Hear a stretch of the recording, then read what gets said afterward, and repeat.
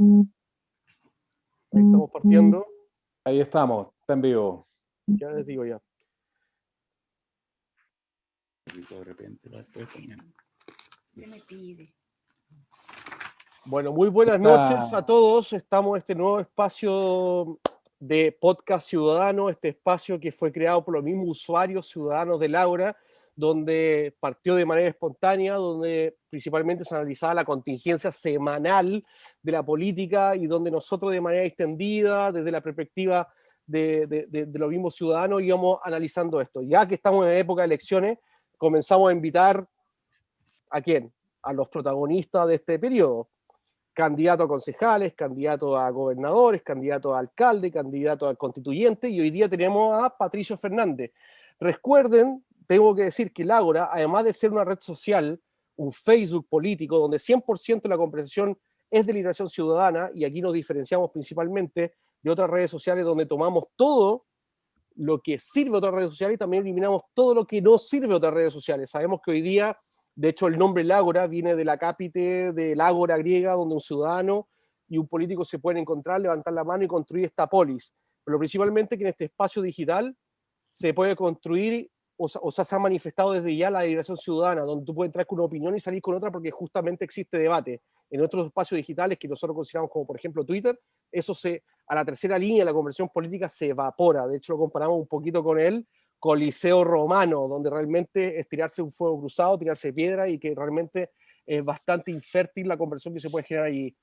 Hoy día tenemos como invitado a Patricio Fernández, candidato constituyente, y esto debo agradecer a la gestión de los mismos usuarios, los mismos ciudadanos del Ágora, Rodrigo Troncoso, a Branco, que fueron los gestores de esta invitación.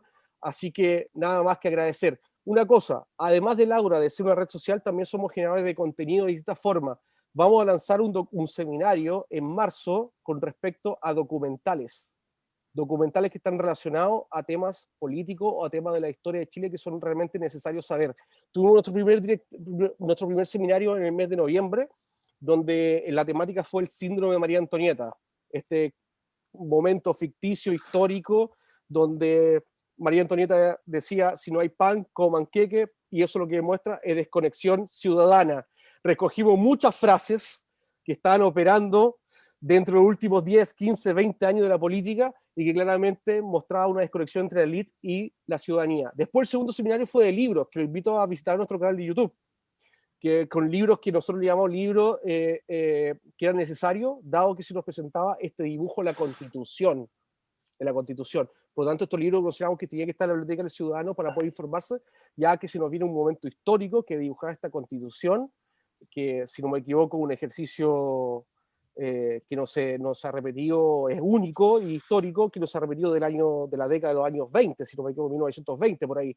Hoy día estamos en esa etapa, por lo tanto, qué mejor invitado que Patricio Fernández, que está pudiendo entrar o trabajando para entrar en ese espacio.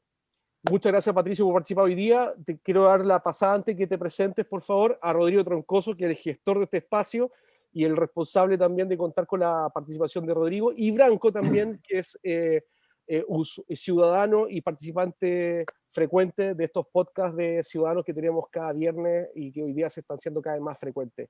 Muchas gracias. Rodrigo, por favor. Muchas gracias, Diego. Breves palabras ahí de Diego, imitando ahí a Julito Martínez o la pregunta Paulsen. Bienvenidas, bienvenidos todos hoy, esta noche, a un programa muy esperado por todos nosotros. Don Patricio Fernández, después de la presentación de Diego, nada que decir. Totalmente un debe, una persona que debe estar en el debate para nosotros. Te quiero un pequeño homenaje personal a los que somos de una generación que siempre he tenido le he echado la culpa a la generación nuestra, que yo siempre digo que nos deleitamos con los placeres burgueses luego de la democracia. Habían algunas honrosas excepciones, una de ellas, Patricio Fernández, que en ese minuto en que estábamos en esos elixires, Patricio Fernández creó el The Clinic y tengo el recuerdo de varias de sus columnas, cómo representaba un poco el asco y la realidad de lo que estábamos pasando, de esta izquierda y derecha que no se sabía qué era. Al final se confundió todo en izquierda y derecha y pasó de llamarse todo el Partido del Orden. gran hablar de Chile en los últimos 20 años, incluye también a Patricio Fernández. Te agradecemos el día de hoy. Bienvenido, Patricio. Gracias, Rodrigo. Gracias, Diego. Gracias, Branco, por esta invitación. Será un gusto conversar con ustedes, buscarle el cuesco a la breva. Vamos a ver qué arreglamos hoy día, ¿eh? Hoy, porque nosotros somos el país que dice hoy día, ¿eh? Que decimos que es como mantequilla, mantequilla. ¿Eh? Ya, el día de hoy, esta noche de verano, ya que pasamos, ya dijimos que tú fuiste una de las personas que creó The Clinic, ahora te llevamos al 2021, candidato constituyente, Pato. Tenéis mucho que aportar. ¿Qué es lo que tiene que entregarle Patricio Fernández al debate hoy? Dentro, fuera de la Constitución. ¿Cuál es el momento, Pato? ¿En qué momento te pilla esto? ¿Ah? Mira, ¿sabes qué? Podríamos partir esto, dado que tú hacías referencia a lo que fue ese momento de la aparición del Clinic el año 98. Varias veces he pensado en el último tiempo que de alguna manera aquí uno se está metiendo en una búsqueda que no es tan distinta a la de ese momento, aunque sí en una circunstancia completamente diferente. Cuando partimos con el Clinic el año 98, estábamos en un país que tenía censura cinematográfica, un país donde lo que se veía en los medios de comunicación existentes, que entonces le llamábamos el duopolio, porque eran solo lo único que había era el mundo mercurial y el mundo de Copesa, donde acababa de dejar de ser delito la sodomía, donde todavía no existía ley de divorcio, donde yo vi a gente leyendo el Clinic metido adentro de otro diario para que no lo vieran, otros no lo vieran que estaba leyendo esto, como si estuviera echándole mano a una cosa escandalosa, a una penthouse, digamos, o a una revista porno. Tiburón. Lo que en ese tiempo a nosotros nos dio gusto buscar era justamente las voces, las rarezas, las experiencias que no se estaban viendo en el mundo habitual, en la prensa habitual o en los medios habituales. Fue ponerle escena a un mundo cultural naciente, no sé, a nosotros nos pasaba de alguna manera que mirábamos los kioscos, lo que ahí aparecía, y no estábamos nosotros. Que cuando digo nosotros, es algo que seguramente te incluía, claro. No estaba la experiencia que teníamos nosotros cuando nos juntábamos a tomar en los bares, las conversaciones que teníamos, los libros que le echábamos mano, las preocupaciones que... Era un país pacatísimo. La palabra que más nosotros perseguíamos era tolerancia, palabra que hoy día es medio absurda, es casi ñoña. Y a nosotros se nos trataba de irreverentes. Ese era el adjetivo que caía sobre nosotros. Estoy hablando lo digo esto para usar palabras que hoy día parece como si estuviéramos... A nadie se le llama irreverente, digamos. A nadie se le ocurre pelear por la tolerancia. Bueno, ese esfuerzo de apertura, de incorporación, de juego con el futuro que tuvimos entonces, es algo no muy distinto a lo que creo que hoy día me mueve a mí y nos mueve a algunos que se han vinculado con esta candidatura, cosa que me da a mí mucho gusto y sin lo cual no creo que me habría metido en esto, que es también, una vez más, un cierto mundo, llamémosle cultural, generacional, etcétera, que entiende que hay una democracia por reactualizar, que entiende que hay un montón de mundos por incorporar en el debate, que entiende que la política que se viene y el acuerdo comunitario entre los chilenos que espera por delante no es entre los señores políticos que iniciaron la transición, ¿sí? o que vienen funcionando desde el quiebre de la democracia, sino que es la apertura a una nueva realidad, un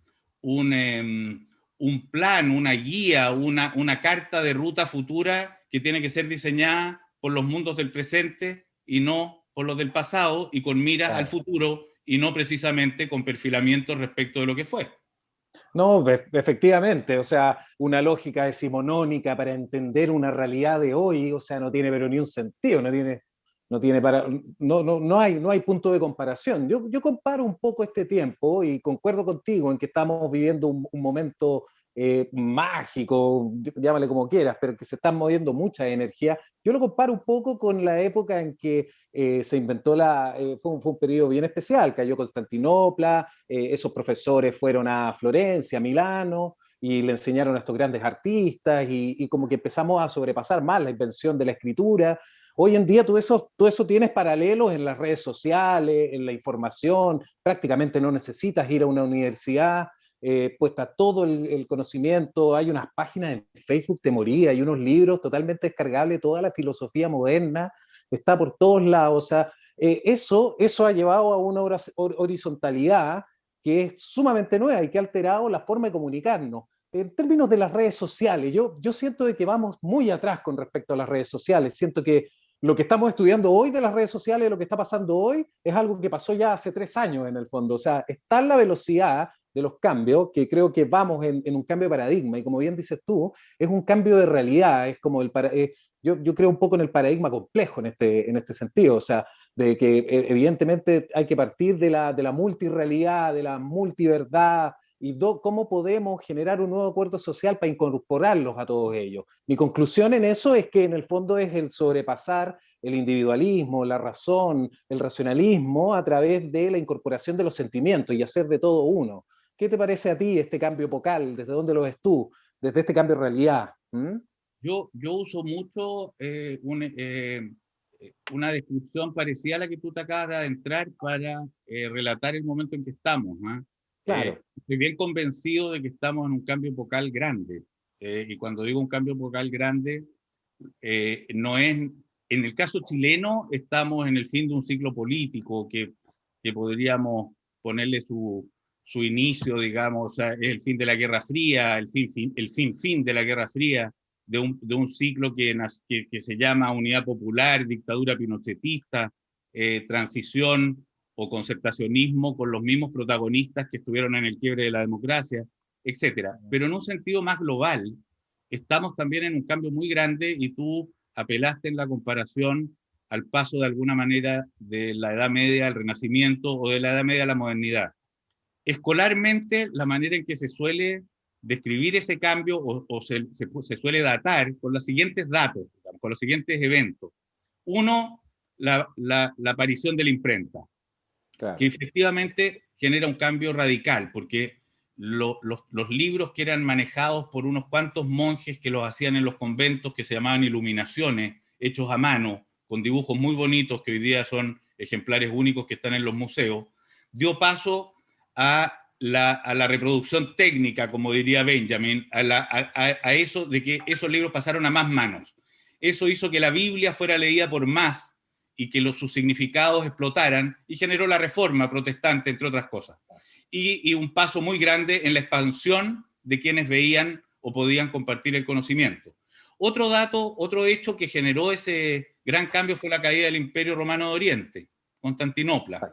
Claro. Otro paso fue el descubrimiento de América, o sea, la extensión del mundo conocido. Y hoy día, si hacemos este paralelo, podríamos decir que apareció la Internet, que como paralelo a la imprenta, si la imprenta multiplicó el conocimiento de 1 a 100, la Internet lo hace de 100 a 100 millones. O sea, el estado el nivel al que se comparte el conocimiento es muy mayor. Hoy día ya vivimos en los 90 la caída del Imperio Soviético, y estamos viviendo la decadencia del Imperio norteamericano, por lo menos en su centralidad, y está emergiendo el Imperio chino. Y el descubrimiento de América, o el descubrimiento de los mundos desconocidos, podríamos decir que ha pasado a un mundo que se terminó de conocer y que estamos llegando a la situación de protegerlo de su explotación. O sea, estamos de vuelta en eso. Y agrégale un dato más para este mega cambio epocal. Irrumpieron las mujeres, por lo menos en Occidente, para no hablar todavía del mundo, como se incorporaron a la discusión del poder de manera radical. Es decir, estamos en un momento de transformaciones muy grandes, muy grandes, donde adelantarnos quizás a las respuestas del mañana puede ser atolondrado. Vendrá el tiempo de los nuevos proyectos. Cayeron los socialismos como los conocimos, cayó el modelo capitalista neoliberal como lo conocimos, y viene un nuevo replanteamiento que de alguna manera reformula la presencia del individuo, pero también la presencia de la comunidad.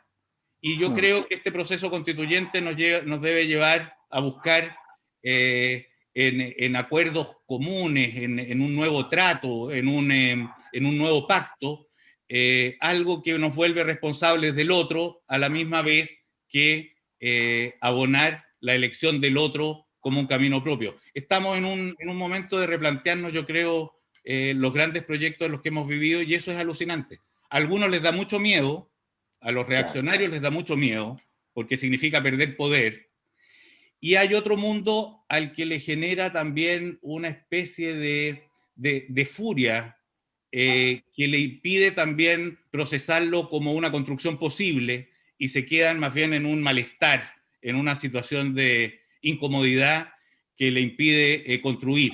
Yo creo que el reto en el que estamos es ver cómo generamos un cauce en el que esas muchas voces nuevas puedan avanzar en conjunto hacia unos diseños de vida y políticos que están por definirse y por inventarse. Es un momento de máximo interés. Creo que por eso estoy ahí, ¿eh? Creo que eso es lo que me motiva a estar ahí.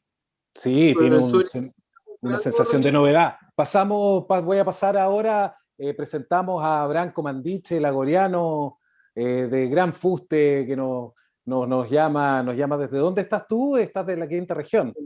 El Quisco de la quinta región. Bienvenido, Branko, tu pregunta. Bueno, Patricio, tú mismo lo dijiste, en la canalización. ¿Cómo podemos canalizar esto? Yo me pregunto sobre el escenario. He analizado los constituyentes, el discurso de los constituyentes. Me parece que todos están igualados en estos momentos. Tienen un discurso proactivo, colaboración, pero yo que soy quizás más de esta generación más incrédula, tiendo a pensar que posterior a estas como debates de promoción, de enaltecimiento de la figura o a quién representa, se verá las posiciones de poder real de las instituciones o los grupos dogmáticos políticos. Entonces me pregunto, justamente en esa actitud, al momento de debatir sobre las mesas, frente a la confrontación de lo que sí o sí ocurrirá, que va a ser este juego de poder. Entonces me pregunto cómo tú ves ese escenario desde tu experiencia y cómo lo puedes describir. Lo veo complejo, retador e insoslayable. Paso a definir estas palabras de alguna manera. Nadie nunca ha dicho que la democracia sea el sistema de gobierno más sencillo. Es quizá el más complejo. La democracia es difícil. La respuesta autoritaria es la mejor manera de simplificar los problemas que en una expansión de la democracia se producen. Pero al mismo tiempo, la respuesta autoritaria, que debe ser la tentación, es la tentación de algunos, desde múltiples lugares. ¿En qué consiste? En establecer o instaurar un orden desde arriba, es decir, ante este desorden es actuar como el padre riguroso y sancionador que ordena la fila, los pone a todos en una fila. Yo tengo la impresión de que eso hoy día es inviable, aparte de indeseable, pero no me voy a ni siquiera meter ahí. En cambio, el reto hoy día es ver cómo hacer que toda esa inmensa cantidad de mundos, de personalidades, de identidades, confluyamos y seamos capaces de generar una cancha común para la coexistencia, donde de ahí saldrán distintos proyectos por venir. Y ahí podemos pasar a discutir lo que creemos que son las características o los requisitos básicos de ese acuerdo. La Constitución del 80 le responde a la Guerra Fría, es un gran grito de batalla a favor del individuo en contra de la comunidad. Tiene como valor central la propiedad privada, pone la economía al centro. Esto es la mentalidad de la Constitución del 80. Pone la economía, la rentabilidad, el crecimiento económico como el único gran valor del éxito, del progreso, etc.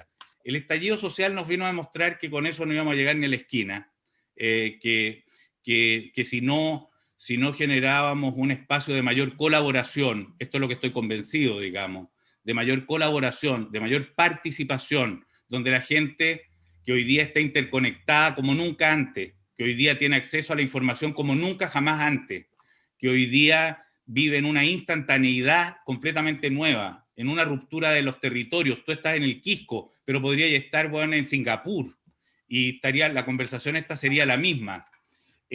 Donde se han roto un montón de viejos paradigmas, donde hoy día estamos expuestos, donde hoy día además pasa algo que a mí me interesa mucho, que es algo que creo que se ha hablado poco: la desigualdad económica y la desigualdad de ingresos y los privilegios en los ámbitos del poder conviven con una cercanía cultural inédita. O sea, lo explico: el hijo del dueño del campo hoy día tiene el mismo celular que el hijo del campesino. Décadas atrás, el hijo del dueño del campo iba a escuchar ópera a Europa y el hijo del campesino no sabía leer. Hoy día, esa cercanía cultural genera una rebelión, una furia, una indignación total ante otras desigualdades, porque empieza a resultar inaceptable, digamos. Porque si tú ves las mismas películas que el otro, te resulta insostenible que el otro gane 1000 veces más que tú.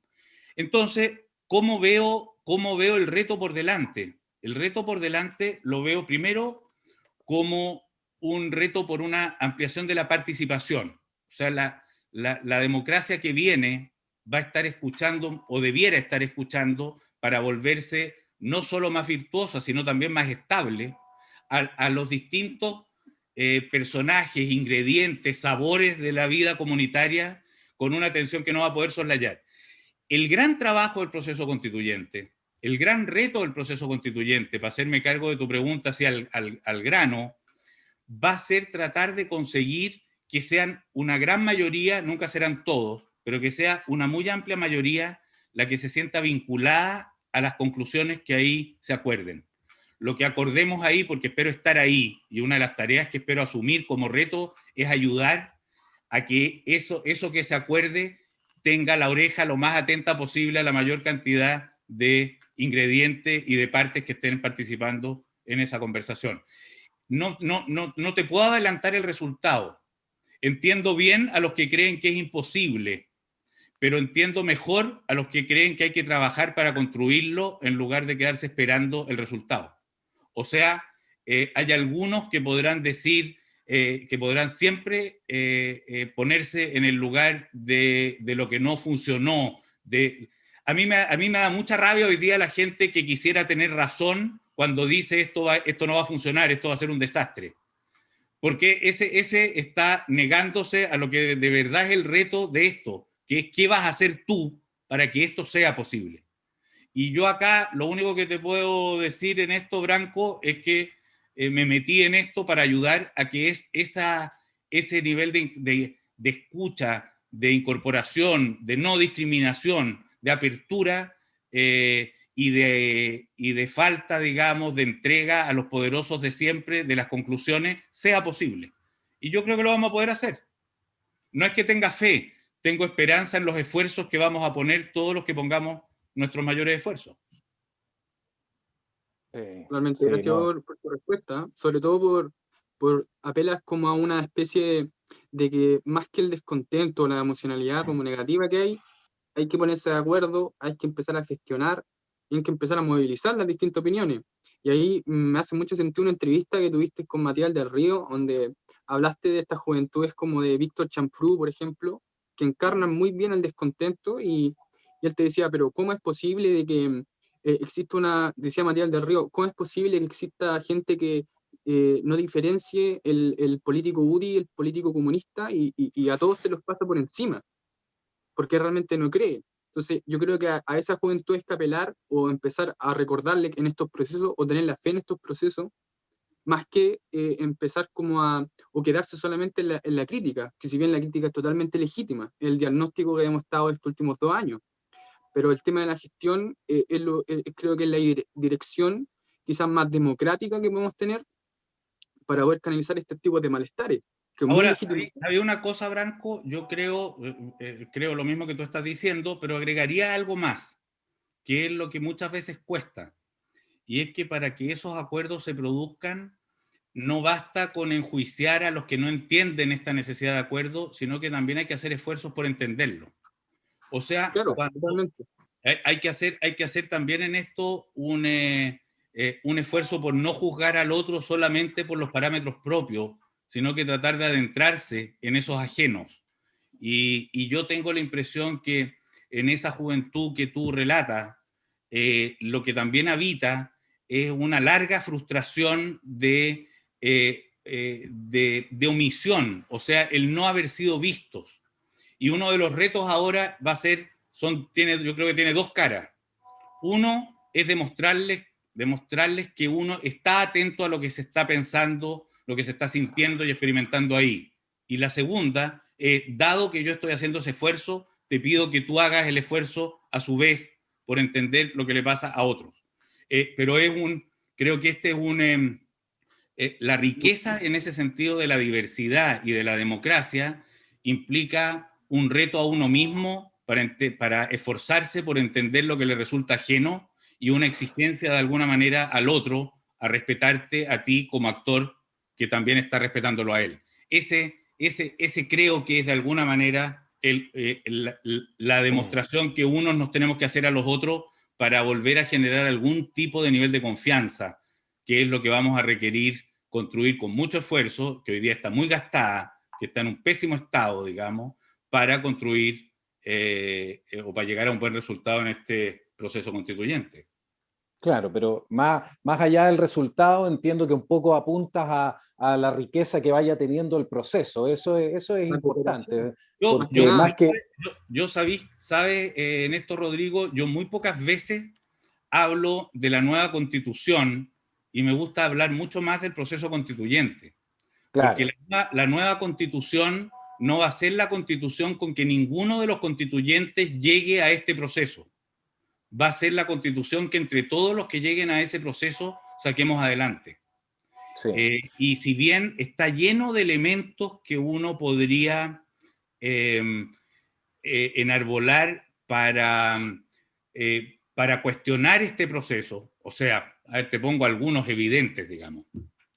En uno quisiera que el dirigente barrial de no sé qué lugar tuviera las mismas posibilidades de salir elegido que la persona que sale en la tele, o que el tipo que tiene millones, o que el que tiene un partido político que lo respalda, etc.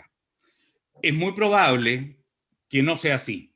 O sea, efectivamente aquí va a haber gente que va a tener más posibilidades que otra de estar ahí. Pero, dicho eso, también lo que uno puede agregar es que nunca en Chile ha habido un proceso democrático de esta dimensión. O sea, claro, esa es la novedad que tiene. Esto es importante cuando uno evalúa entre la frustración, entre lo que te va a frustrar y lo que te va a realizar. ¿Van a haber frustraciones acá? Por supuesto, por supuesto. ¿Van a haber cosas que quisiéramos que fueran mucho más que lo que va a suceder? Por supuesto, eso es así. Pero está sucediendo y está en acto en estos momentos algo que es más democrático, más atento, más plural de todo lo que hemos conocido en la historia de Chile por lejos, y de lo que se ha conocido en la historia de las democracias mundiales en muchos casos también por lejos. Entonces, restarse de esto o afincarse en el lugar solamente de lo que va a frustrar, creo que es francamente reaccionario. O sea, evita o impide esos pasos que tenemos que dar. Sí, porque en el fondo de lo que tú estás hablando detrás de todo eso al final es cómo dotamos de legitimidad a este proceso, porque la falta de legitimidad es lo que tiene desmoronándose a cada una de las instituciones. Yo siempre doy ejemplos de Carabineros, basta un video, es tan horizontal la cosa que basta un video que yo filme en el momento preciso y se habla una semana y cae silpillo al de la Contraloría en una casa en un lugar de poco santo y se arma, ¿cachai? Entonces... ¿En una casa de qué dices tú? En una casa divertida. Un club de caballeros, un club de caballeros. ¿Ah? Club de caballeros, un club de caballeros, de esos, claro, lógica ochentera, sí. De cuando nos vestíamos. Mi abuelo le llamaba club de caballeros. Claro, cuando nos vestíamos todos de gris o azul marino. Se llamaron en otro tiempo casas de tolerancia. Casa de tolerancia, de Remolienda, la casa de Remolienda, claro. Y usaron un sombrero parecido al tuyo, de hecho. Claro, sí, pues esta legitimidad que nos dio el 80-20, que es un pequeño bálsamo, un pequeño barniz que no sabemos dónde va a durar. Yo hipotetizo también de que ahora estamos viviendo un momento bien complejo en que se suma el estallido de manera latente que está por ahí todavía, se suma un poco el fenómeno de la desobediencia civil. ¿Qué irá a pasar ahora cuando ya estemos todos vacunados? ¿Qué sentido va a ir teniendo el toque queda, el mambo? Todas esas cosas que también son parte de la experiencia humana. Hay algo que se podría combinar ahí entre los dos elementos para el futuro, es interesante. Entonces, el tema de la legitimidad es el tema central, lo hablábamos, lo decía Cristóbal Belolio en uno de los cabildos en los que participaba, él decía, es el tema central. Y claro, porque en este contexto en que todo se desmorona, en que no sabemos hasta dónde llega este cambio, tampoco sabemos, o sea, estamos iniciando un viaje que no sabemos dónde nos va a llevar. E invito a abrazar la incertidumbre en ese sentido, muy desde el paradigma, desde que lo veo yo. Abracemos la incertidumbre y generemos, que también era lo que decías tú detrás, la empatía, que es el gran ausente de la conversación, el cómo me puedo poner en los zapatos del otro, y eso tiene que ver con la emoción. No es solo pensar cómo se siente el otro, es tratar de sentir cómo se siente el otro, incluso forzarlo. ¿Te fijas? Ese es como el paso que viene. Y si lo hacemos así, probablemente vamos a tener una constitución de la cual nos sintamos orgullosos, pues, Pato. Pasamos con Diego, ¿sí? Yo creo, solo quería decir algo antes.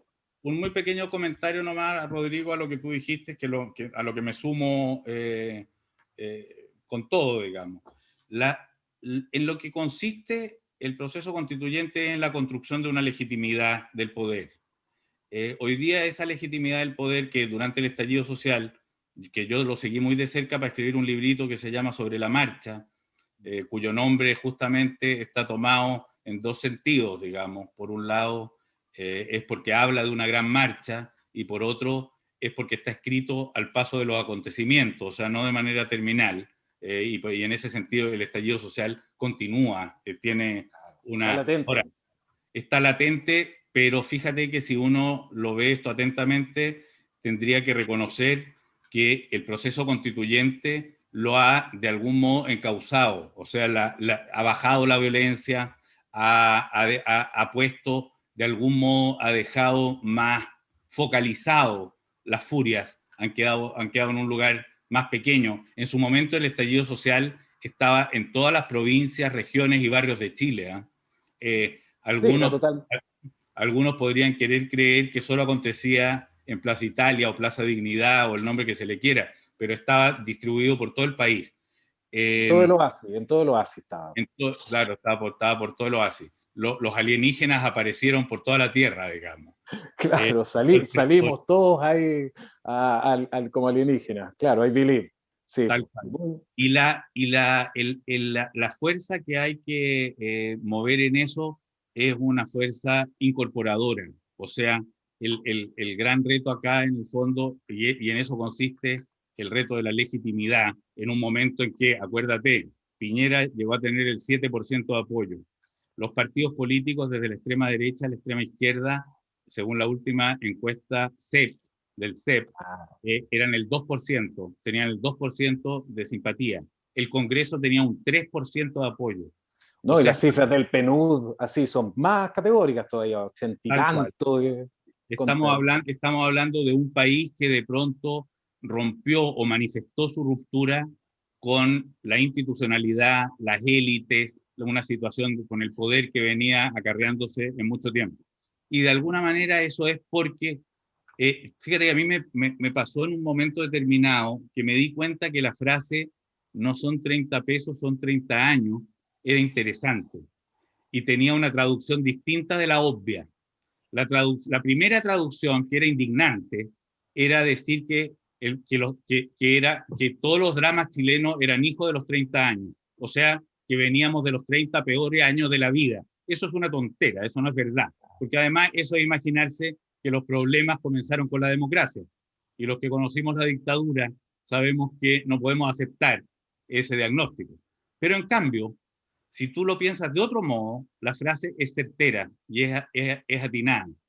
Es que el problema no son los 30 pesos, sino que son los 30 años más rápidos de la historia humana. Son los 30 años de una transformación cultural brutal. Son 30 años en los que apareció en Chile y en otras partes, pero mantengámonos aquí. Yo cuando digo en Chile y otras partes es porque en el último tiempo he estado dedicado a reportear América Latina y a escribir sobre los procesos de distintos lados y lo he conocido. Así, el proceso de paz de Colombia, lo que ha pasado en Cuba, en fin, Venezuela, pero de eso podemos hablar después. Pero lo que uno ve es que resulta que son los 30 años en que apareció la Internet. Cuando nació el Clinic no había mail, no teníamos Internet, recortábamos el Clinic lo diseñamos en una mesa con unas cartulinas y yo recortaba de revistas viejas las fotos que pegábamos en esa cartulina. Y cuando terminábamos de digitalizarlo, me iba con un producto que entonces se llamaba disquete. Camino El 3,5. con una cosa que se llamaba disquete en la mano, en un sobre, a una imprenta en Pudahuel. Y que tenías que caminar despacito, porque si te movíais mucho, se borraba el disquete. Llegaba en la noche con el disquete a la imprenta de La Nación y se hacía una cosa que se llamaba preprensa. Y me mostraban ahí las cuestiones que después se ingresaban a una imprenta. A partir de cierto momento, todas las fotos estaban en un computador, todo lo que nosotros hacíamos se mandaba, se le ponía send en un momento y llegaba a este mismo lugar, etcétera, etcétera, etcétera. El año 2006 apareció Twitter. Esto es recién, weón. Esto es recién. Por lo tanto, estamos hablando, el año 2018 hubo 80 tomas de facultades por el movimiento feminista. Es decir, estamos hablando de algunos cambios muy importantes, bueno, de algunas cosas que en tiempos muy breves generaron un cambio muy brutal. Sí, no, sí, estamos totalmente de acuerdo. Sí. Diego, ¿quién habla? Yo, Branco. Que hay algunos que teorizan el tema de, bueno, el estallido social fue una manifestación, bueno, dentro de lo que se podría entender la psicología cognitiva, como una especie de saturación de la propia mente, de los propios procesos cognitivos relacionados con la política, y algunos teóricos, como de derecha, lo asocian con la expectativa versus realidad, tú lo asocias con la velocidad del mundo, con la aceleración del mundo. En una entrevista también me acuerdo que estabas debatiendo con Beatriz Sánchez y le decías que cómo no se va a haber construido un proceso democrático en estos años si realmente hemos evolucionado en la calidad de vida. Entonces yo te pregunto a ti, cuando sucede esto, bueno, eso fue el 2017, después, 2 años después viene el estallido social, viene este proceso de saturación política. Entonces, ¿cómo nosotros podemos resolver ese problema? Porque algunos dicen, claro, hemos mejorado como país, pero cuando dices eso, entras en una categoría, en un cierto como prejuicio social. Y otros dicen, no, hemos vivido en la mentira todo este tiempo. Entonces, ¿cómo nivelar ese debate que está muy en las polaridades hoy en día en los discursos en Twitter, en los canales de YouTube de nicho, como podría ser Villegas, como podría ser Kass, como podría ser Kaiser, o como podría ser los subversivos, la polaridad contraria? Este debate muy, muy rígido sobre el tema de que o estamos sobresaturados o estamos en una especie de dominación por un grupo ideológico determinado que nos viene a controlar o que viene desde Venezuela, de la locura máxima. ¿Cómo ves tú ese escenario? Yo lo veo más o menos así. Las condiciones materiales de los chilenos en los últimos 30 años han evidentemente mejorado. Eso es obvio. Eso tú se lo preguntas a cualquier padre de un hijo joven hoy día y te lo va a decir, en una población marginal, en donde sea. Hay otras cosas, eso sí, en las que no solo no hemos mejorado, sino que respecto de otros tiempos hemos retrocedido. La contención comunitaria, la responsabilidad del otro como lo que le pasa al otro como una responsabilidad también propia, la construcción, digamos, de seguridades, de que tú te sientas habitando en un mundo en el que no estás solo, la hiperpenetración de la competencia y la rentabilidad en contra, o para decirlo de otra manera, versus, digamos, la construcción comunitaria. En fin, eso también es una herencia de los últimos años. Eso también es cierto. Entonces, ¿cómo yo relataría de algún modo lo que en el ámbito social, aquí lo estábamos tratando antes en el cultural, pero lo voy a poner ahora en el ámbito social, lo que se vio en el estallido social? recientemente, a partir del 18 de octubre. Un mundo que había mejorado efectivamente materialmente, que tenía a sus hijos estudiando en la universidad como nunca les había pasado a ellos ni a sus padres, que tenían televisores y autos, que habían construido casas sólidas. Yo en los años 80 crecí y buena parte de mi pasión por la literatura y por la poesía provino del conocimiento de lo que era la pobreza, pobreza que tenía olor a toalla sumagada en poblaciones marginales donde la caca pasaba por la puerta de las casas sin alcantarillado. Eso ha disminuido, pero ese mismo crecimiento económico de pronto llegó a un momento en que las generaciones de los padres que lo consiguieron llegan a jubilar y jubilan sin una puta protección social y jubilan en estados de máxima pobreza, de deuda y con los medicamentos más caros de América Latina. Es decir, lo que presencian esas nuevas generaciones y esos hijos de un cierto bienestar material es que esta historia feliz termina mal. Esta supuesta historia feliz termina mal, termina en el desamparo. Yo creo que ¿cuál es el reto con el que nos encontramos hoy día? Es reemplazar ese desamparo por una sensación comunitaria más viva, donde la dignidad del otro es un reto de cada uno, donde la pandemia te enseñó, te vino a mostrar de manera súper radical que la salud tuya dependía de la salud del otro. Hoy día estamos viendo, por ejemplo, con un presidente de derecha que es muy símbolo de ese winerismo del noventero, de lo ejemplar de ganar plata. Estamos viendo al mismo tiempo una vacunación, ponte tú, que solo la podríamos reconocer como respetable y admirable. Hoy día hasta una persona de derecha sabe que si los ricos se pudieran vacunar antes que los pobres, sería un gran motivo de estallido nuevamente y de escándalo. Y resulta que estamos viendo a la gente vacunarse por otros criterios, etarios, etc. O sea, estamos viendo el valor del Estado. Estamos viendo hoy día en un gobierno que no hubiera prometido esto años atrás, estamos viendo la urgencia, la necesidad, lo insoslayable que es que en determinados ámbitos, la comunidad se sienta tratada en un estado de igualdad. Esto debe ser proyectado en otros momentos y estadios de la vida de nuestro país. Nosotros tenemos el reto de que una persona cuando se enferma sienta y sepa que habita en una comunidad que le va a garantizar la salud. Esto no se llama marxismo-leninismo, digamos. Esto se llama la construcción de un futuro armónico, donde además potencia las posibilidades de crecimiento individual y el desarrollo de la inteligencia de los otros individuos, en el caso de la educación.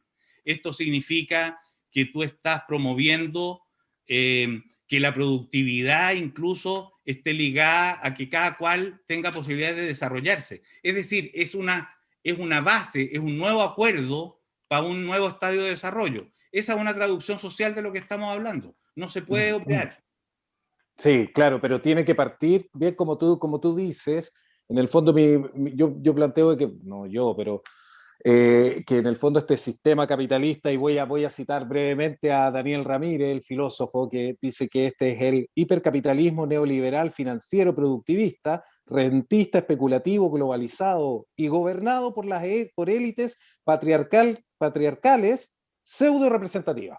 Así lo dice, para decirlo. Mira, don Daniel, pero espera, voy a... Suena rimbombante, pero te lo firmo palabra por palabra. Palabra por palabra. Sí. ¿Ah? Palabra por palabra, rentista, ¿cachai? Sí, tal cual.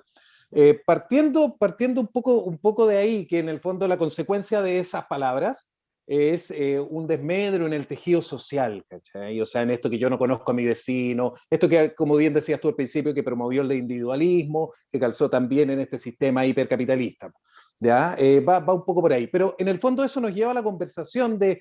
Tú hablabas de participación, te voy a hablar en otra entrevista también del tema de participación y que en el fondo es el vehículo para generar la para generar la legitimidad, para que la gente se sienta representada. En ese sentido, yo le planteaba a una candidata en otra entrevista, le planteaba de que cuál es la solución, porque si estamos hablando de un nuevo pacto social, eso requiere un nuevo tipo de organización o reforzar alguna existente, un nuevo tipo de organización social. Y eso es lo mínimo. Y eso significa de que sepas dónde está tu junta de vecinos. Ok, puede que no sea la organización de la junta de vecinos. ¿Cuáles deberían ser? ¿Cuál es como tu visión de cuál debería ser la nueva organización social? A través de, lo que yo pienso es que el hombre moderno, el hombre del siglo XXI va a empezar a transitar desde lo local y en lo global. ¿Cachai? Entonces los estados han perdido un poco de poder, ahí asumiendo un poco las tesis de Naim de la pérdida del poder y de Castel, para resumirlo un poco ahí, hay un vacío de poder ahí y probablemente el Estado-Nación se va a empezar a diluir a largo plazo o a mediano plazo.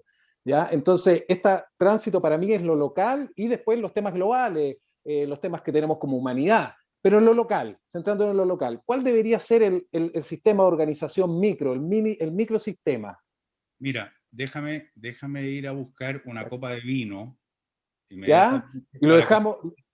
Me voy a demorar 3 segundos. Porque 3 segundos.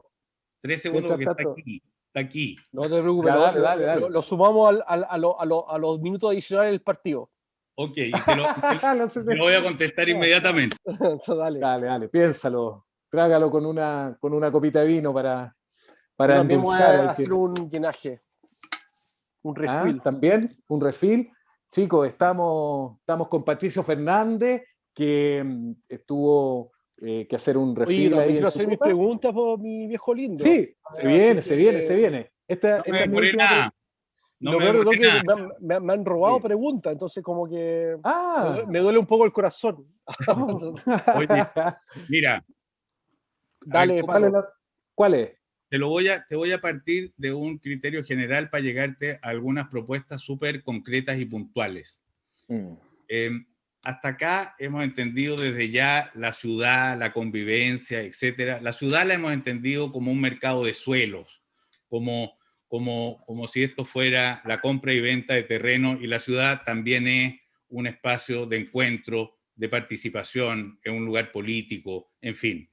Yo creo que algo que a mí me interesa promover a partir del proceso constituyente, para después decirte qué cosas creo que debieran instalarse en la mismísima nueva constitución, es mecanismos que hagan de ese proceso algo que la gente y los ciudadanos lo sientan muy propio.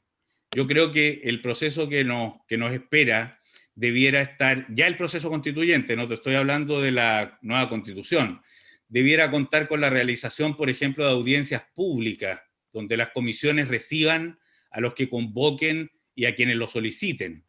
Debieran haber rendiciones o sesiones de rendición de cuentas territoriales de los constituyentes, de carácter periódico, establecidas reglamentariamente, o sea, no de manera casual y al azar.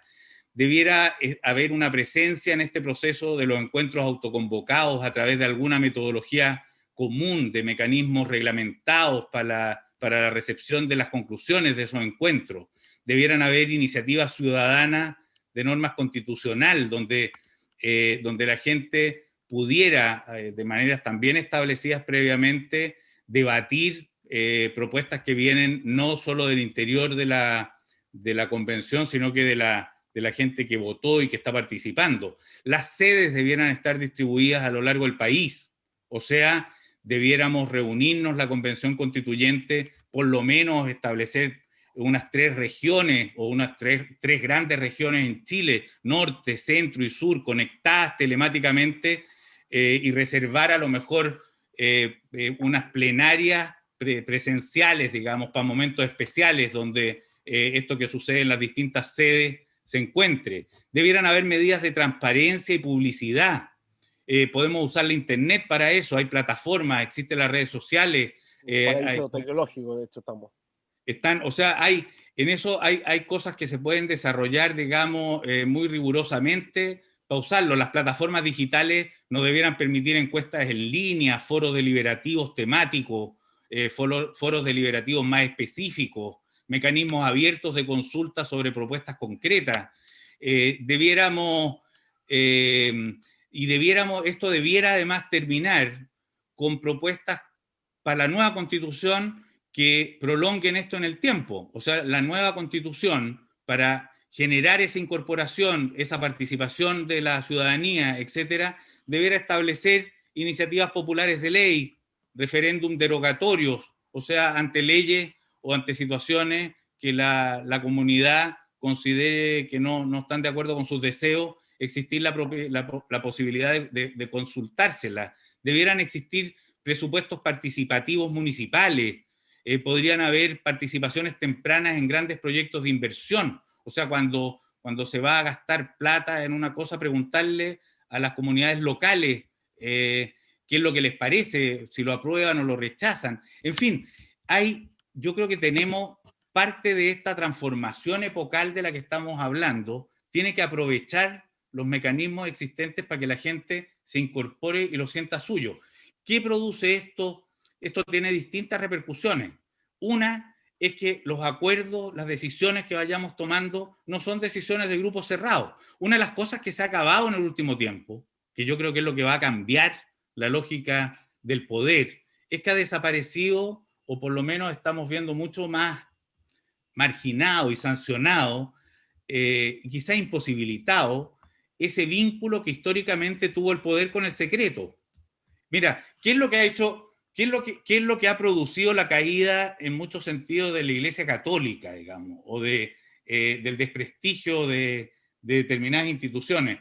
El que tenían, en buena medida, el poder estaba hermanado con la posibilidad de que el resto no supiera qué sucedió ahí. Es decir, yo sé cosas que nadie más sabe y por lo tanto tengo poder. Yo sé lo que de verdad hay que tomar en consideración para una decisión. La información ya no es así, pues la información ya no es así. Y hoy día ya no es así. Dado que no es así, tenemos que generar mecanismos en los que la ciudadanía entera y no solo sus representantes están participando de las decisiones. Yo creo que ese es un meollo por llevar adelante, porque tiene como consecuencia el respeto a las decisiones locales, el respeto a las culturas particulares que existen en distintas partes. Esto te lleva inmediatamente al respeto a las culturas originarias. Esto te lleva a pensar inmediatamente en un Estado plurinacional, en el sentido de reconocer que no somos todos lo mismo, que no vivimos, ni deseamos, ni vemos la vida ni el mundo de la misma manera. Esto te lleva a cambiar esa concepción del Estado decimonónica como Estado civilizador, que se imagina que un pueblo indígena en un lugar determinado es algo así como un pueblo atrasado, que hay que darle tiempo para que se convierta en Manhattan. Lo que hoy día tú sabrías que no es verdad, digamos. Tú sabes que no es verdad. Hoy día la modernidad está llamada a asumir que hay distintas opciones de desarrollo, distintas maneras de ver la vida, distintas sensibilidades en torno a las cuales se pueden construir comunidades que ven su destino de manera diferente. 7.000 millones distintos. Creo que es de un gran valor y creo que es un reto fundamental de lo que se nos viene por delante. Tal cual. Muy bien, muchas gracias, Patricio. Como regular o reglar. Branco, disculpa, para pasar con Diego. Para pasar con Diego. No, es que ya lloró, ya lloró. Muchas gracias, Diego. Muchas gracias, Branco. Por favor, córtala, Branco, y respeta. ¿Ya? No, yo quería, Patricio, te quería preguntar principalmente desde la ignorancia con respecto a la incidencia que puede tener el dibujo de una nueva constitución. Ya sabemos que es histórico, que por primera vez en varios, creo que solamente en 1920 se dio un espacio similar, y solamente ese espacio similar estaba compuesto por demócratas y por ciudadanos, y no cualquiera ciudadano, por lo tanto tampoco era tan inclusivo como lo que nosotros estamos experimentando ahora. Como buena herramienta nueva, con certeza no vamos a tomar este martillo, aunque sea muy antiguo el martillo, no vamos a apretar los dedos. Y aquí va la pregunta con respecto a la incidencia, y aquí por favor, Rodrigo, no me interrumpa porque voy a ser un poquito largo, y con esto largo me refiero 2 minutos. Hablando de lo macro, yo recuerdo Michelle Bachelet haciendo la reforma tributaria. completamente de acuerdo con el objetivo de la reforma tributaria de Bachelet. Muy valiente, de hecho, con respecto al contexto político, económico, etc. Pero apareció el grupo económico, los que están ahí, incluso hoy día podríamos decirlo, después de la última elección, están en el 20%, están en las 3 comunas. Están los que toman la decisión con respecto al norte y a la estrategia que se puede implementar económicamente en el país. Nosotros tuvimos un seminario en Lágora donde compartimos con los autores de los libros, el agua, la hidroeléctrica, el mar, la agricultura, todos, y reconocimos patrones que son los mismos. Y estos mismos están en ese 20%. Hoy día, si nosotros llevamos a los conservadores, yo más que conservadores le llamo los inoportunos, al movimiento de José Antonio Caz, a los Axel Kaiser, que para mí Axel Kaiser es como el Pastor Soto los datos. Oye, dame los datos económicos, weón, si no tenés la fuente, compadre, no te pesco. Dame la Biblia, dame el Evangelio, compadre, si no, no te pesco. Cuando los datos económicos realmente son inútiles con respecto para poder inferir y programar o proyectar cómo se diera dibujar una ciudadanía hacia adelante. De hecho, doy un ejemplo. Milei, que es como el partner de él, pero argentino, que para mí ya como el Pastor Soto, pero en cocaína, ¿cachai? Que dice, viejo, el ejemplo, que está en un debate de un programa argentino, y aquí, disculpa Rodrigo, no me interrumpa porque estoy inspirado, ¿cachai? El tipo dice, viejo, Juan, tú eres un lapidario con respecto a los derechos humanos porque estás en contra de las cosas que implementó Giuliani, weón, en Nueva York, con respecto a su tolerancia cero en la delincuencia. Pero aparece otro dato por fuera que dice, viejo, lo que hizo Giuliani de tolerancia cero y todo su castigo de aumentar la cantidad de pacos en la calle no tenía ninguna incidencia con respecto al resultado que él tuvo, sino que 20 años atrás se legalizó el aborto y por el aborto se genera el 80% en los crack baby de Nueva York.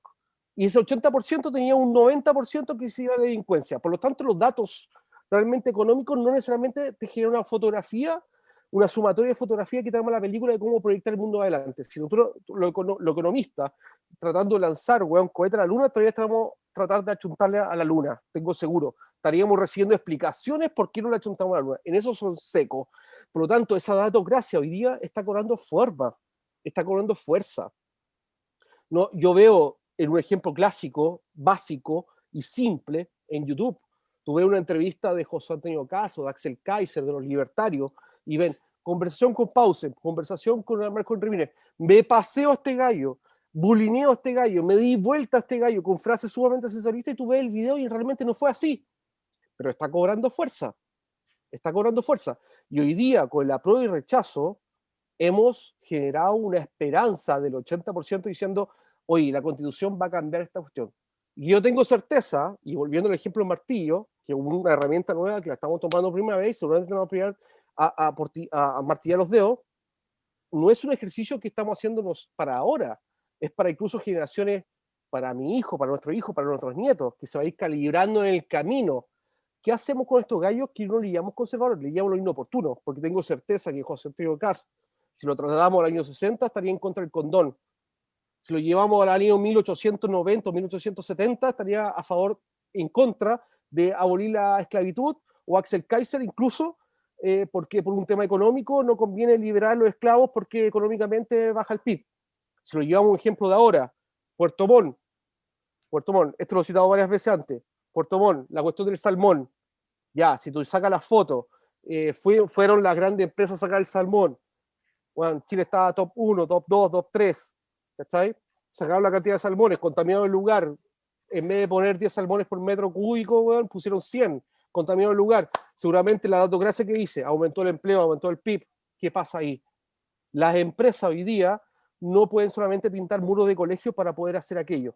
Y aquí vuelvo a la pregunta de la Constitución. ¿Qué incidencia tiene una Constitución de lo que pueden hacer los constituyentes para no pasar la lucha que tuvo Bachelet con la reforma tributaria, donde yo soy de formación ingeniero civil, estuve en directorio o en reuniones donde empresas estratégicas, viejo, no estoy hablando de la oficina, weón, de publicidad de 10 gatos, estamos hablando de empresas que tenían definición estratégica de la economía de un país, despidamos el 15% o el 10% de la planilla de trabajadores para hacer presión con respecto a la reforma tributaria. ¿Cachai, no? Sí. Es una pregunta, y Ya. disculpa, ya sé que queda poco tiempo. La segunda, la territorialidad. ¿Cómo la Constitución, ya hablamos de lo macro, vamos a lo micro, cómo la Constitución puede tener injerencia en que puedo cambiar mi entorno más cercano, que es el municipio?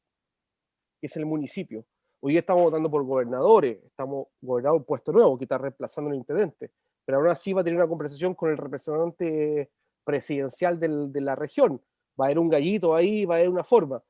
¿Cómo la Constitución puede tener una injerencia realmente en que yo como ciudadano, como poblador de tal comuna, esa Constitución puede cambiar mi entorno más cercano que mi municipio? Esas dos preguntas te dejo. Y la última, tercera, que está relacionada mucho a la primera. ¿Cómo hacemos que estos gallos, los empresarios, no suceda lo mismo en la reunión que tuve presente? Dijimos, bueno, no despidamos el 10% de la planilla, bueno, de los trabajadores para hacer presión. Congelemos la inversión y tiremos a Perú, tiremos a Argentina, tiremos la... ¿Cachai? Porque la liberación está presente, el estallido social sabemos que está. Hoy día dio el dato, compadre, esto es un dato. Si no existe el beneficio, la línea de elevación social dentro de un proyecto, que pueda haber económica, tal vez ambiental entre comillas, pero la línea de evaluación social tiene que estar presente en los proyectos futuros. Estamos hablando de empresas cototas. ¿Cómo hacemos que estos gallos no se escapen, no se le pare la pluma, viejo, y digan, ¿sabes qué? Váyase a la cresta y todo lo que usted dijo a la Constitución me vale nada? Y la segunda, que te digo la bajada y te la recuerdo, el tema de la territorialidad. Yo creo que buena parte de la respuesta a tus preguntas estuvo en tu misma formulación, ¿eh? Los datos con los que juega Axel Kaiser, económicos, pueden ser en muchos casos ciertos. El producto per cápita en Chile se multiplicó por 5 en los últimos 30 años. Chile fue un país pero que tenemos el ejemplo que disculpa, tenemos el tema de Puerto Montt, que seguramente el puertorriqueño no probó un pedazo de salmón, pues, bueno. Para allá voy. Pero le pintaron el muro del colegio de rojo o de amarillo o de verde, y que no significa nada. Para allá es simbólico. Para allá voy. Hay algunos datos, varios datos económicos que se pueden dar, son ciertos, pero tú podrías decir, inmediatamente decirle a Axel Kaiser, el estallido social también es cierto, ¿verdad? Y en ese caso, lo que estaríamos echando a concursar son veracidades, son cuánto pesan los datos con los que estamos habitando para el proyecto que tenemos que construir en el futuro. Yo creo que para cualquier, incluso empresario inteligente, para cualquier empresario que quiera construir estabilidad en su proyecto empresarial, para cualquier empresario que esté buscando que Chile sea un buen país para invertir, un lugar en el que el desarrollo de la inteligencia y la generación de riqueza sea posible y no peligroso, tiene que tener más datos en consideración. Entonces, ¿y cuáles son esos más datos? Esos más datos son que si no generamos una comunidad inclusiva, donde la gente se sienta contenta de vivir, vas a tener que seguir creciendo. Sí. Pato, disculpa que te interrumpa, pero eso ya como que lo repetimos de anteriormente. Ya, pero entonces, ¿qué hacemos bueno, para poder comunicar aquello? ¿Sabéis por qué? No, te lo voy a llevar no solo a comunicarlo, sino que a lo estrictamente constitucional. Vale. Quiere decir que la defensa primaria, el corazón de una nueva constitución, para conseguir incluso muchos de los objetivos que están detrás de lo que se supone que él hablaría, no basta con que simplemente ese corazón sea la propiedad privada, la generación de riqueza, la rentabilidad y el crecimiento económico. El Estado ausente, el Estado que solo participa de esos espacios donde los privados no quieren estar, que es la definición del Estado subsidiario, que consiste justamente en ahí donde los privados pueden invertir o hacer algo, el Estado se debe restar, que es una lógica ultramente ideológica que proviene de la Escuela de Chicago, que tiene todo un relato. Ya. esa concepción del Estado merece un giro. Y ese giro es bien concreto. Esto no es un discurso. Consiste, por ejemplo, y te lo voy a ir llevando a lo territorial. Eso. Consiste justamente en ¿qué es el territorio? Voy a repetir la frase que decía antes. ¿El territorio es un pedazo de tierra entregado a las inmobiliarias o el territorio es un espacio donde habita una comunidad y donde necesariamente se deben considerar además otros criterios? Cuando uno piensa, lo que yo le recomendaría a los mundos incluso más privilegiados, a los ricos, les diría, mira, si tú vas a seguir midiendo tu éxito por el nivel de rentabilidad del próximo mes, en lugar de medirlo por la capacidad de que tu negocio permanezca, de que tu sostenible. Ya. ¿Eso qué requiere? Eso requiere un Estado que se hace cargo de determinadas condiciones generales que ven a los habitantes no solo como consumidores, sino también como ciudadanos. ¿Y tú cómo harías, por ejemplo, para transmitir aquello al mundo privado que con una simple reforma tributaria de Bachelet de 1% de aumentar a estos gallos, estos gallos arrancan? ¿Cómo lo haces con una nueva condición? ¿La nueva condición podría tener injerencia respecto a aquello? A mí me ha tocado, Diego, escuchar a empresarios hoy día decir que ojalá hubieran aceptado las reformas constitucionales y buena parte de las propuestas que hizo en su momento Michelle Bachelet. Porque lo que están descubriendo y lo que se han dado cuenta es que estaban equivocados. Es que estaban equivocados. Claro. Es que no les bastaba con mantener en pie una lógica anterior para incluso que sus empresas tuvieran una situación de permanencia y de felicidad. O sea, yo creo que el empresario que no entiende hoy día que en el estadio de desarrollo en el que Chile está, hablar del chorreo, como se hablaba en los tiempos que nació el Declinic, claro, y con todo desparpajo, es algo bastante parecido a promover la quema de su empresa. Y por eso les puse el ejemplo en un momento determinado del proceso de vacunación actual. El proceso de vacunación que estamos viviendo ahora hubiera sido inimaginable, tal como lo estamos viendo hace unos años atrás. Claro. ¿Qué es lo que se dio cuenta el gobierno de Sebastián Piñera a fuerza de hechos, a fuerza de estallido social, a fuerza de manifestación ciudadana, etcétera? Si yo entrego la vacuna al mercado, si yo entrego la posibilidad de la sanidad hoy día a la lógica que defendí durante 30 años, abrazo partido, me matan, weón. Se pone una guillotina en la Plaza de la Dignidad y mi gobierno termina en 5 minutos. Bueno, esos son los logros de la ciudadanía. Hay una madurez, hay madurez, por demás, en términos de resumen, como una palabra, mira, madurez y reconocimiento. Estas evoluciones, y digámoslo de manera sincera, porque todo lo otro es mentir, se producen cuando se ejercen acciones de fuerza por las contrapartes. Y aquí la ciudadanía chilena, hoy día, empezó hace el 18 de octubre, lo que dijo es, de este modo, no hay tu tía, compadre. Si esta weá sigue adelante, por este camino, yo te voy a quemar Chile. Esa es la verdad de la milanesa. Entonces, después podemos hablar de la violencia. Pero tenía alguien en el Senado que te dice, ya, pero con amenazas yo no opero. Para mí la palabra no es amenaza. Viejo, pero ¿cómo no van a haber operado si consideran el 10%? Por eso digo, no es una amenaza, es un dato. Tómalo, es un dato. Bueno, es que así como ellos dicen con esta amenaza no funciono, la ciudadanía responde con tus amenazas no funciono. Claro, la amenaza no es una amenaza, es un dato, es un dato. Es un dato. Y esto es la lógica del poder. Y puedo hacer la última pregunta, Rodrigo, y la última. Sí, porque vamos cerrando, estamos en los tiempos. Disculpa, Patricio, sí. Con respecto a la evolución de la derecha, llamemos la palabra entre comillas evolución, se lo pongo. Nosotros vimos con el estallido social cómo reaccionó toda la élite política, llamamos élite, que concepto que se está evaporando dentro del Senado del Diputado. Empezaron a sacar leyes como fábrica de salchicha, como presión por el estallido social, ¿cierto? Pero también teníamos... Proceso constituyente, ¿qué más quieres, weón? O sea, no, ¿qué más claro dato de presión y de reacción ante el deseo? Pero aquí va una pregunta farandulera. ¿tú crees que esa conversión, incluso como tomando como personaje ícono, la guaripola de la derecha, un Joaquín Lavín, que yo estaba en los años 90 en un liceo en Las Condes y aparecía Lavín con un libro, o sea, nos llegó el libro de Jocas, no sé si te acuerdas, el libro de educación sexual, lo mandó a retirar, viejo.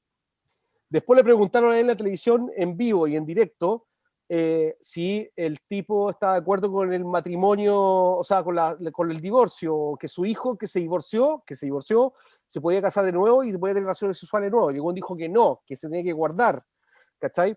Esa conversión de la derecha, ¿tú la ves realmente que de manera espontánea, aprendizaje, se ha renovado? ¿Realmente podemos hoy día contar con representantes, los que están dibujando, que los que están se presentando para dibujar la nueva constitución, realmente a través de sus convicciones que son reales o se están acomodando en base a la realidad?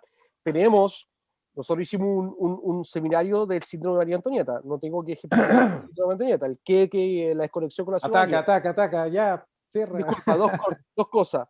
30 pesos, viejo, 30 pesos, ¿cierto? Oye, que se levanten más temprano. ¿Por qué los estudiantes se están quejando? ¿Cachai? Tal vez esa frase no realmente es torpeza, tal vez convicción. ¿Cachai? Joaquín Lavín tiene una particularidad bien especial. Es un tipo, yo a Joaquín Lavín le creo. El problema es que le creo cada 5 minutos cosas distintas que dice, o sea, él es otro cada 5 minutos. Joaquín Lavín escribió La Revolución Silenciosa, el libro madre del neoliberalismo chileno, el mismo compadre que hace 10 minutos atrás habló que era socialdemócrata. Yo creo que la derecha no es que sea bondadosa y se da cuenta de no sé qué, es que, y de pronto se puso buena y quiere ser generosa, no. Pero Es aprendizaje, que ¿qué mierda es? hay muchos que se han dado cuenta, porque si no pierden la vida, porque si no pierden el lugar, que no pueden seguir estancando esa misma derecha. ¿Es un oportunismo o un aprendizaje? Déjame recordarte esto, Diego. Esa misma derecha, no, esto se llama la lucha por el poder, la expansión de la democracia, la movilización social, la irrupción de un mundo que no está dispuesto a seguir manteniéndose en un lugar porque cambiaron además sus mecanismos de comunicación. Creo, no sé si ya se los dije antes porque no sé. ¿Le llamarías convicción, Pato? ¿Le llamarías convicción? Porque yo tenía un carnet en el año 90, yo era hijo, entre comillas, nacido fuera del matrimonio y mi carnet salía hijo ilegítimo. Así es. Y Piñera, Saldívar, Demócrata Cristiano y un montón de izquierda y derecha votaron a favor de mantener la diferencia entre el hijo ilegítimo y el hijo que nace bajo la Iglesia Católica. Pero había quienes votaban en contra del divorcio y estaban separados. Bueno, pero, exacto. Claro, pues sí es por defender lo indefendible. Pero la evolución de la derecha, es farándula, viejo, disculpa que ¿es aprendizaje o evolución? Algo de esto ya quedó planteado. No, gracias, Pato. Ni aprendizaje ni evolución. Entre la espada y la pared, compadre. Entre la espada y la pared. Están heavy los tiempos. Gracias, Pato. Disculpa a todos y a la audiencia por ser tan luego de los 25 minutos de Diego Brache, lo tendremos en un próximo capítulo a Diego para que se exprese. Yo tengo una debilidad y yo soy fan de Pato. Yo sigo todos los programas. Entonces este espacio, compadre. Exactamente. No hay grupo. Casi llevo en un cartel. Muchas gracias, Diego.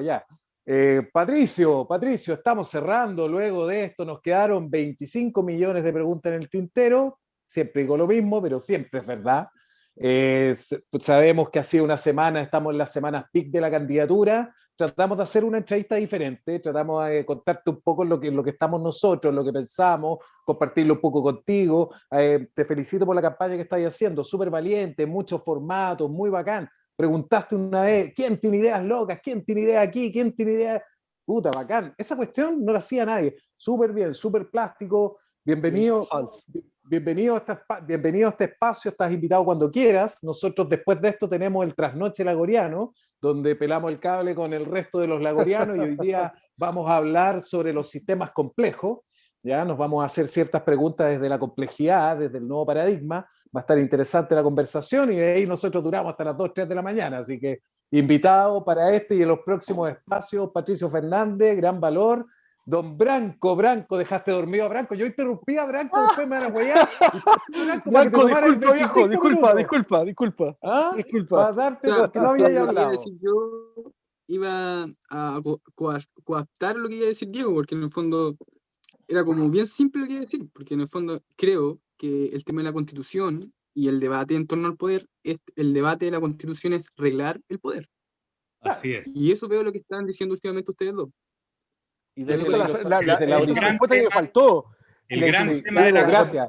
El gran tema de la Constitución, esto se lo digo para despedirme y agradeciendo esta conversación, invítenme otra vez. Por favor. Encantado, participo del trasnoche de la... En la raja, del toque del weón. ágora.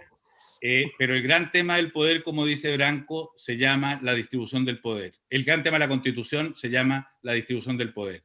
Y el gran reto que tenemos en esta Constitución, en este proceso constituyente, es distribuirlo de una manera democrática inédita.